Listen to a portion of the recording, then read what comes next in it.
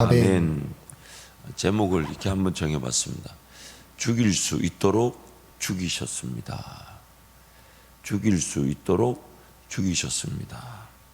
우리 11절 말씀인데요. 제목, 성령으로 말미암아 너희 죽을 몸도 살리시리라.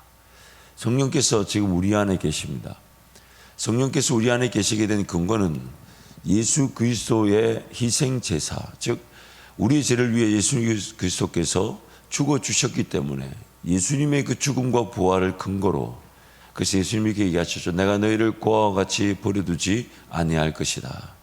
다시 너희에게로 올 것이다 하셨을 때 예수님의 그 죽으심과 부활로 성령께서 우리 가운데 오실 수 있게 된 것입니다. 그래서 내가 떠나가지 않으면, 예수님이 이렇게 말씀하셨죠. 내가 떠나가지 아니하면 너에게 아무런 유익이 없을 수 있다.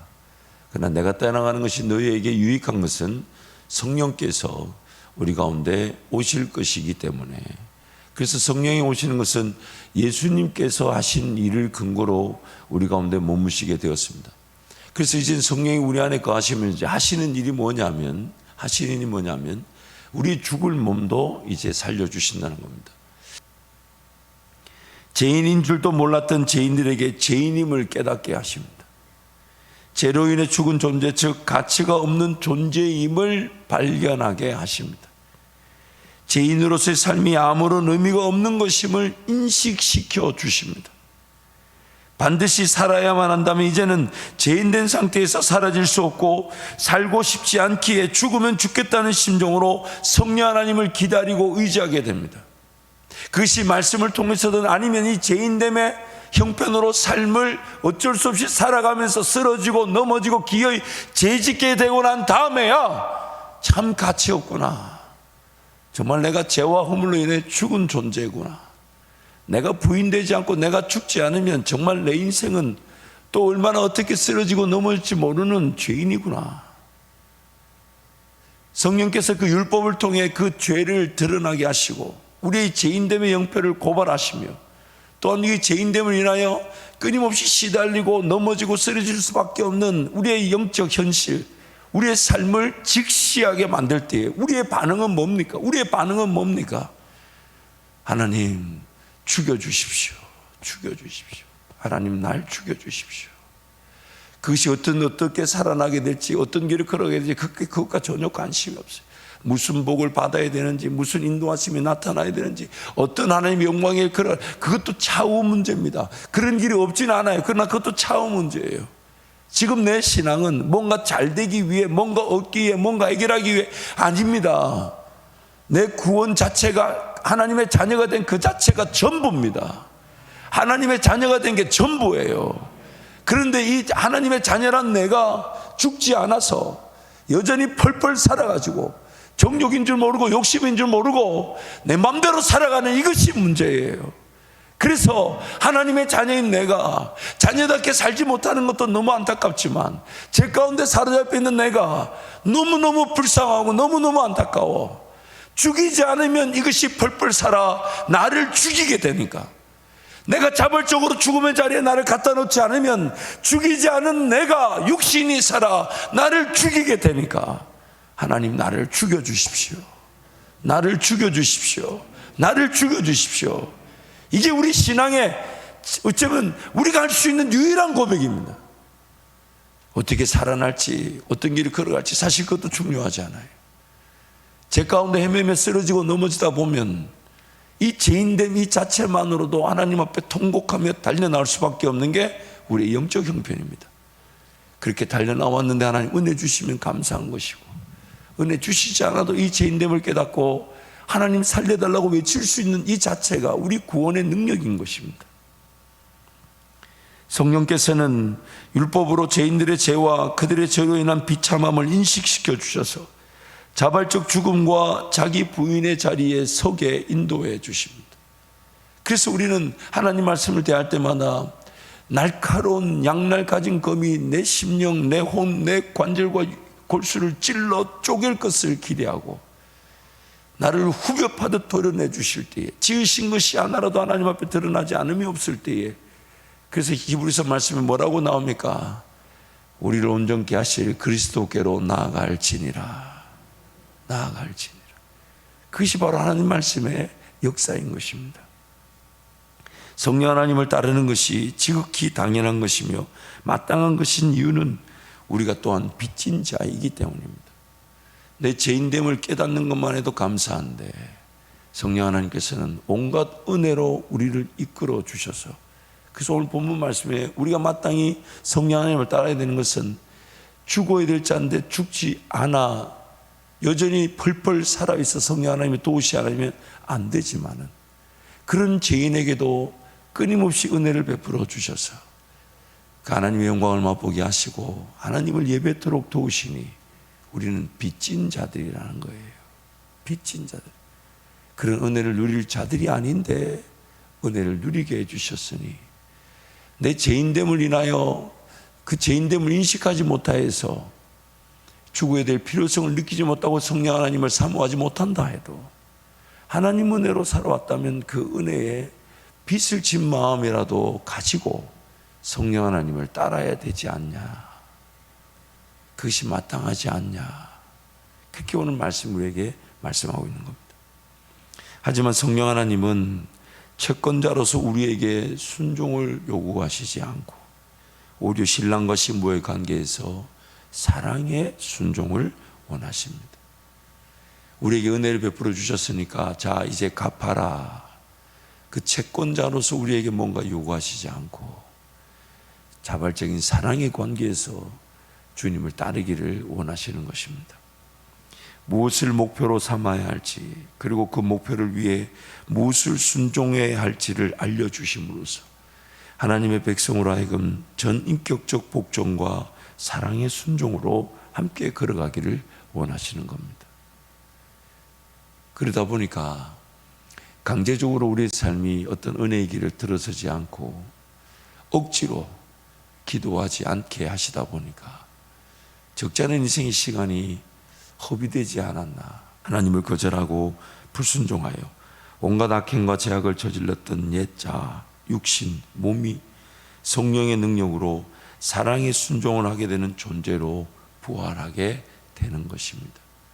내버려 두면 하나님 나라 관심도 없이 살았을 거예요. 내버려 두면 그냥 내 먹고 마시고 있는 문제, 혹은 내 자식, 내 가정, 요것만 한계를 두며 살았을 겁니다. 근데 기어이 성령 하나님이 하나님의 말씀을 통해서든지 아니면 인생살이를, 사람 막대기와 인생 채찍을 사용하셔가지고 기어이 그 성령 하나님의 그런 은혜를 덧입고 내버려 뒀으면 그 욕심과 종욕에 살아갔을 인생이 이 하나님 나라 꿈꾸며 하나님의 비전을 사모하며 하나님 그분이 원하시는 길을 걸어갈 때 내 삶도 돌보아지는 그 부활의 존재로 우리를 살려주시는 것입니다. 그래서 두 번째, 죽는 것이나 죽임을 당하는 것이 아니라 죽이는 것입니다. 죽는 것, 즉 삶을 포기하는 게 아니에요. 또한 죽임을 당하는 것, 나를 또 누군가 죽여주시겠지가 아니라 내가 성령 하나님을 통해 죽이는 것입니다.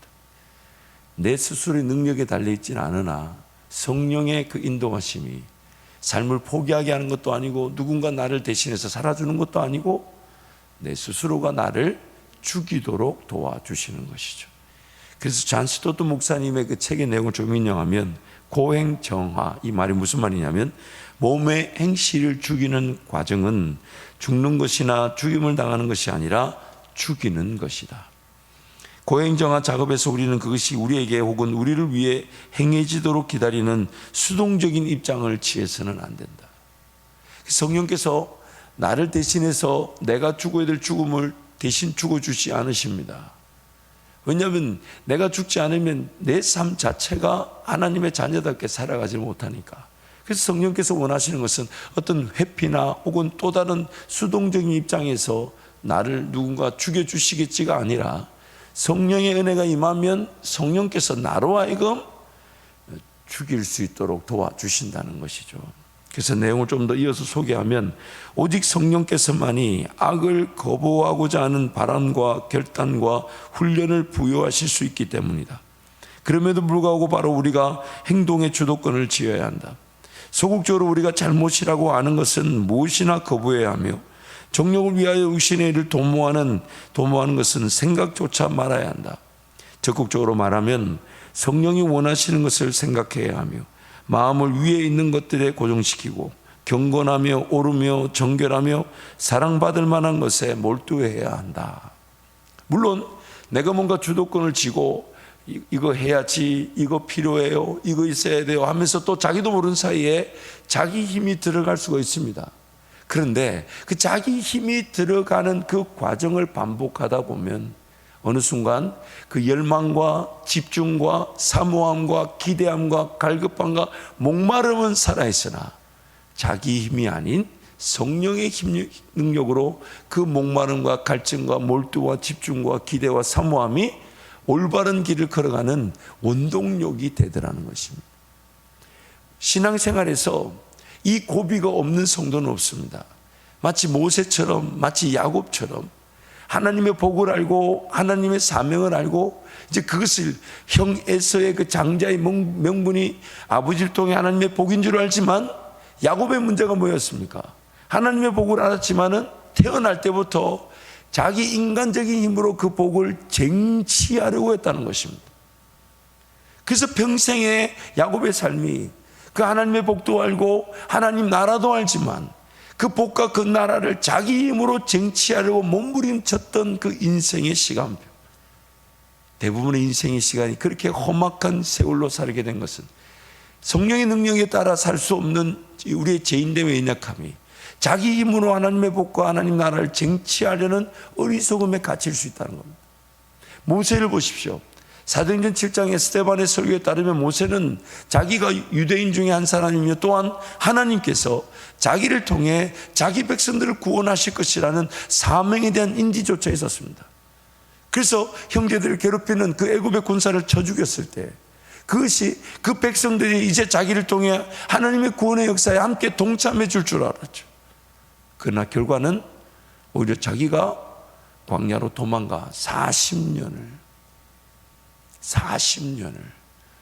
인생이 끝난 줄 알고 살게 되더라는 것입니다. 물론 그 이후에 야곱이든 모세든 하나님께서 그 온전한 순종의 길, 연합의 길, 사랑의 길을 걸어갈 기회를 주셨죠. 그러나 우리에게도 그런 위기가 있다는 겁니다. 그런데 만약 그런 자기 힘이 들어가는 그런 위기가 없이 그 성령 하나님을 온전히 따를 수 있는 사람은 아무도 없습니다. 물론 지금도 우리에게는 그 긴장감이 있습니다. 내가 이걸 뭔가 사모하지만 이걸 덤벼드는 것이 과연 올바른 것을 사모하고 올바른 성령의 능력으로 이것을 이루려고 하는 것인지 아닌지. 근데 그렇게 따지다 보니까 어느 순간 나도 모르게 그러니까 안 하게 되고 주저하게 되고 포기하게 되어버렸어요. 자연스럽게 그냥 내가 죽어야 될 죽음을 성령께서 대신 죽어주실 것이나 혹은 알아서 하시겠지라고 포기하게 되는, 신앙이라는 것은 물론 힘을 빼야만 하지만은, 그러나 신앙은 내가 힘을 뺀 자리에서 성령은 다시 내 힘을 살려가지고 온전히 그것을 붙잡고 따라가게 만드실 것인데, 단순히 그것이 어떤 열매를 봤을 때 성령의 그 목표와 성령의 능력으로 온 것이 아님이 드러날 수 있다 해도, 오늘 나는 그래도 사모하고 그래도 바라고 그래도 원하고 그래도 목말라하고 그래도 내가 수고하려고 하고 그래도 내가 충성하려고 하면서 성령 하나님을 따르고자 할 때에 내 인간적인 힘은 반드시 하나님께서 성령 하나님을 온전히 따를 수 있는 기회, 훈련이 되게 하시더라는 거예요. 훈련이 되게 하시더라는 거예요. 신앙의 어떤 그런 분기점이라 그러죠. 이 전곡점이라고 하고 또 보일링 포인트, 그 물이 끓는 포인트라고도 하는데, 그 신앙의 어떤 변곡점의 그 기점이 어디에 있냐면 다름 아닌 자기 힘과 능력이랄지라도 성령 하나님을 온전히 따르고자 하는 그 열심과 헌신과 열정과 충성이 없는 것이 아니라 성령의 것으로 바뀌는 점이 바로 이 변곡점입니다. 그래서 오늘도 비단 내 욕심과 정욕으로 걸어가는 것처럼 보인다 해도 우리 성도들을 사랑하고 이웃을 사랑하고 정말 몸된 교회를 사랑하고 헌신하고자 하는 그 열망은 가지고 있어야 합니다. 사모해야 합니다. 기대해야 합니다. 그러면서 기도하기를 하나님 내가 무엇을 순종할까요? 어떻게 순종할까요? 어디서 순종할까요? 한번 따라할까요? 하나님 내가 어디서 무엇을 어떻게 순종할까요? 이것이 오늘 우리 기도 제목이 되어야 합니다. 뭔가 이루어 주시기를 간절히 바라지만은 그러나 나부터 순종할 수 있도록, 나부터 헌신할 수 있도록, 나부터 주님 기꺼이 따라갈 수 있도록. 다시요, 아멘 할 때까지 합니다. 나부터 순종할 수 있도록, 나부터 헌신할 수 있도록, 나부터 충성할 수 있도록, 나부터 희생할 수 있도록, 나부터 수고할 수 있도록, 나부터 그 일에 제일 먼저 순종할 수 있도록 하나님 은혜를 매일매일 구하기를 축복합니다. 그래서 11절 말씀 우리 한 번 더 선포하겠습니다. 예수를 죽은 자 가운데서 살리신 이의 영이 너희 안에 거하시면 그리스도 예수를 죽은 자 가운데서 살리신 이가 너희 안에 거하시는 그의 영으로 말미암아 너희 죽을 몸도 살리시리라. 아멘. 성령 하나님께서 목표와 그 목표를 달성할 방법적 능력을 제시하실 것을 기대할 수밖에 없는 것이 죄인들의 영적 형편입니다.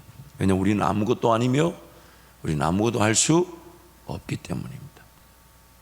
아무것도 하지 않는 죽음의 상태도 아니며 누군가 대신 자기 자신을 죽여줄 것을 의미하는 것도 아닙니다. 죄로 인해 죽었기 때문에 갈 바를 알지 못하고 안다고 해도 걸어갈 능력이 없습니다. 성령께서 제시하실 목표, 즉 자기를 부인하고 죽이는 것에 동의되게 하시고 또한 그 동의점이 이루어지기를 사모하는 마음을 주시며 또한 실제적인 역사가 되도록 인도하십니다. 만약 수동적 입장을 취하여 성령께서 나를 대신하여 죽어주시거나 혹은 나를 대신해서 죽어주시기만을 기다린다면 그것이야말로 죄와 사망의 법의 가장 대표적인 지배에 갇힌 것입니다. 그래서 오늘 우리는 이 새벽을 깨우는 것도 나 이 아침에 자겠다라는 그 욕심을 거절한 것이고, 그래서 달려나왔을 때 우리의 구원의 감격, 기도의 감격은 나 같은 죄인에게도 오늘 또 기회를 주신 하나님, 또 은혜를 베푸시기 위해 오늘 나를 깨워주신 그 은혜. 그래서 하나님 오늘 또 제가 무엇을 죽일까요? 물론 내가 무엇을 죽일까요? 라는 그 기도 제목에는 하나님 반드시 내가 죽임을 당해야 되는데 성령이 아니면 그 일이 이루어지지 않는다. 성령께서 그 일이 이루어지게 하실 때는 나로 하여금 죽일 수 있도록 도와주실 것이니까. 그래서 이 긴 내용을 이렇게 한 문장으로 줄여서 말하는 거죠. 하나님 내가 무엇을 죽여야 됩니까? 나의 무엇이 죽어야 합니까? 나의 무엇이 다스려져야 합니까? 나의 무엇이 포기되어져야 됩니까? 왜냐하면 성령의 능력이 어떤 꿈과 어떤 계획과 어떤 방법으로 나타날지 우리는 모르나 우리에게 주신 은혜는 말씀을 통해 죽어야 될 육신을 여전히 가지고 있다는 것을 깨닫고 그것을 인정하여 죽음의 자리에 나를 내어놓는 것이 은혜라고 하셨으니까 하나님 오늘도 나는 어떤 욕심이 죽어져야 합니까? 내가 어떤 종욕에 사로잡혀 있습니까? 어떤 육신적 요구에 붙들려 있습니까? 하나님 나 무엇을 포기할까요? 하나님 나 무엇을 정리할까요? 하나님 나 무엇을 처리할까요?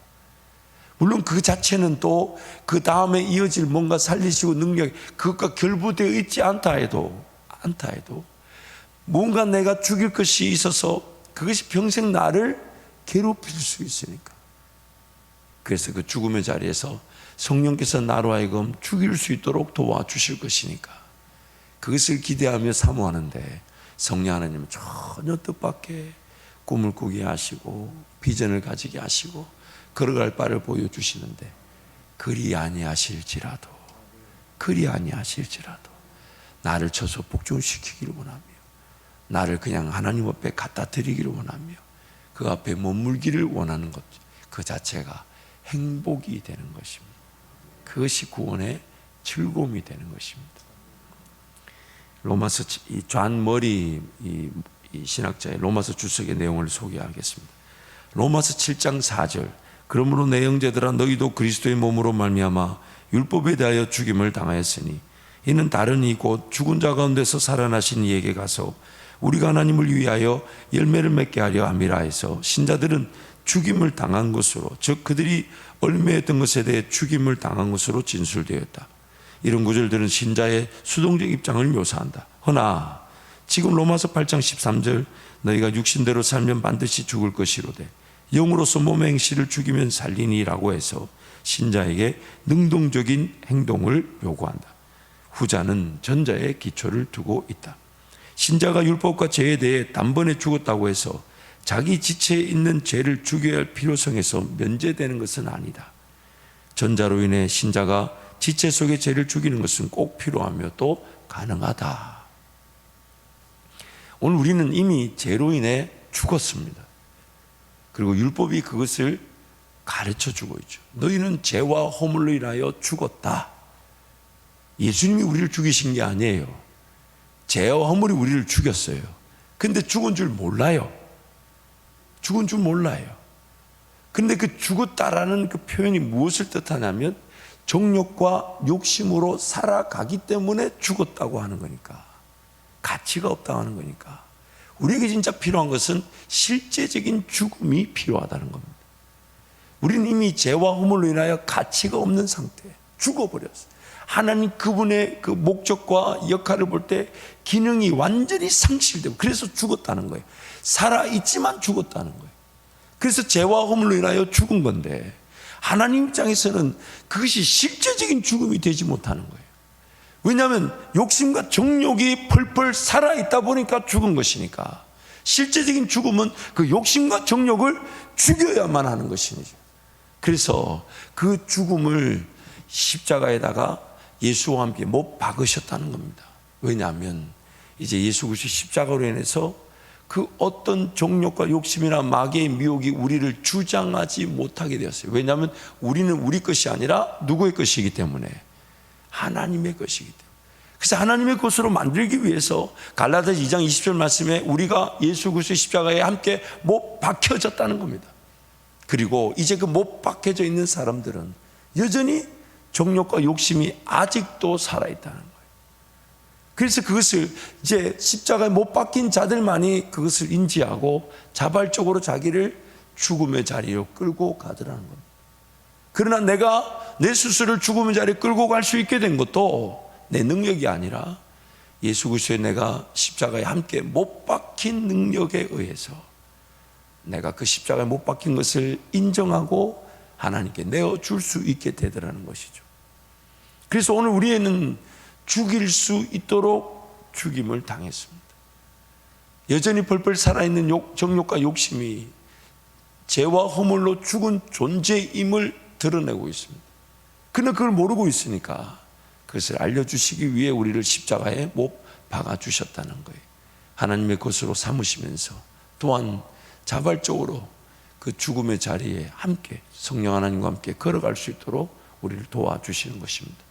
그러므로 오늘 또 우리의 삶의 목적은 뭔가 꿈이 나타날 수 있습니다. 비전이 나타날 수 있습니다. 그건요, 주인의 손에서 깨끗하기만 하면 담겨지는 은혜입니다.